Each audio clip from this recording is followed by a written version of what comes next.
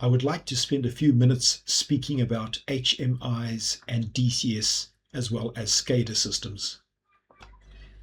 Let's start off with the HMI. That stands for Human Machine Interface. And this is going to be the device that the operators would make use of to actually see what is happening in the plant itself. Now, there might just be one screen available for them, and there might be multiple screens that they can go and use. So whenever you see the terminology HMI, it stands for Human Machine Interface, and it's just a method whereby operators can collect information from out in the field and sometimes even send instructions out. Now let's take this one step further to the DCS. DCS is going to stand for Distributed Control Systems.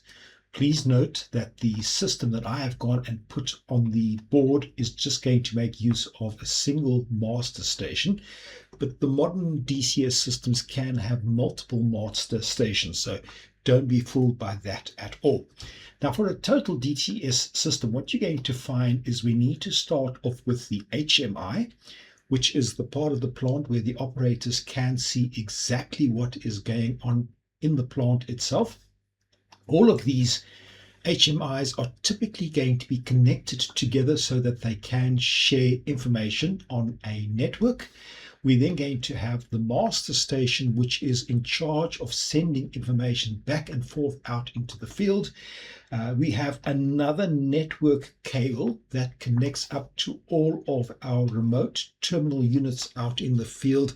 Now, if you can think in terms of a PLC, that's where a PLC typically is going to go and sit. But you do have certain manufacturers that are going to make their own equipment. And last but not least, we're going to find that the RTUs are going to be connected to the field devices. These could be discrete or they could be analog signals. You can think in terms of flow switches and variable speed drives and actuators to valves and instrumentation and start buttons and stop buttons and everything else along those lines. The final thing as far as DCS is concerned is just to remember that all of this is going to be on one geographical location. Your plant, whether the plant is 1 square kilometer or 2 square kilometers, it does not make a difference. Everything is going to be on one physical location using your own networks, which are going to be safe and which are going to be high speed. And that means that we can do immediate control, collecting all of the information and sending information out in the field exactly as we need to. Now, that being the case of a DCS, where does a SCADA system fit into this scenario? SCADA stands for Supervisory, Control and Data Acquisition. And if you look at this sketch, it's going to look very, very similar to the sketch that you and I have just had on the DCS, the Distributed Control System.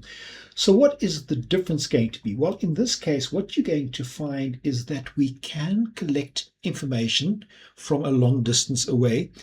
It could be 10 kilometers away, it could be 100 kilometers away, it could be 1,000 kilometers away.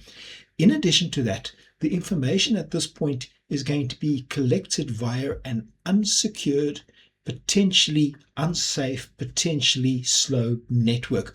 So we're not going to have that high speed collection of data that you would have had on one single site using your own networks. And that's pretty much going to be it. A lot of people do use the terminology of SCADA and DCS interchangeably with each other. And there are going to be quite a number of other definitions that you can encounter. But for all intents and purposes, this for me is going to be the simplest explanation. And just to wrap it up, you can see both of my diagrams side by side.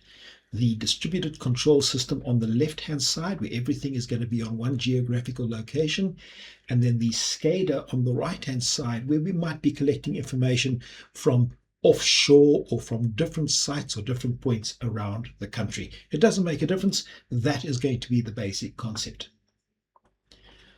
Over the next couple of videos, we are going to delve deeper and deeper into the SCADA and the HMI devices.